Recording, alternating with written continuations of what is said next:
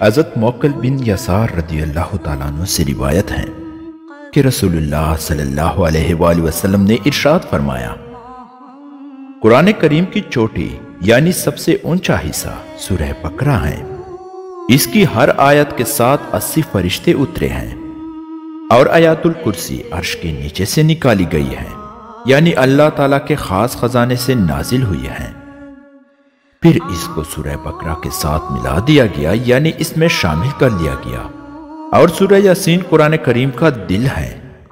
اس کو جو شخص اللہ کی رضا اور آخرت کی نیت سے پڑھے گا تو یقیناً اس کی مغفرت کر دی جائے گی۔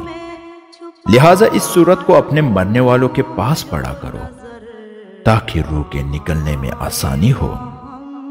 حدیث شریف میں سورہ بقرہ کو قرآن کریم کی چوٹی غالباً اس وجہ سے فرمایا ہے کہ اسلام کی بنیادی اصول اور عقائد اور شریعت کے احکام کا جتنا تفصیلی بیان سورہ بقرہ میں کیا گیا ہے، اتنا اور اس طرح قرآن کریم کی کسی دوسرے سورت میں نہیں کیا گیا۔ حضرت جندب رضی اللہ تعالیٰ عنہ سے روایت ہے کہ رسول اللہ صلی اللہ علیہ وآلہ وسلم نے ارشاد فرمایا، جس شخص نے سورہ یاسین کسی رات میں اللہ تعالیٰ کی رضا کے لیے پڑھی تو اس کی مغفرت کر دی جاتی ہے۔ حضرت عبداللہ بن مسعود رضی اللہ تعالیٰ عنہ فرماتے ہیں کہ میں نے رسول اللہ صلی اللہ علیہ وآلہ وسلم کو یہ ارشاد فرماتے ہوئے سنا، جس شخص نے ہر رات سورہ واقعہ پڑھی اس پر فقر نہیں آئے گا۔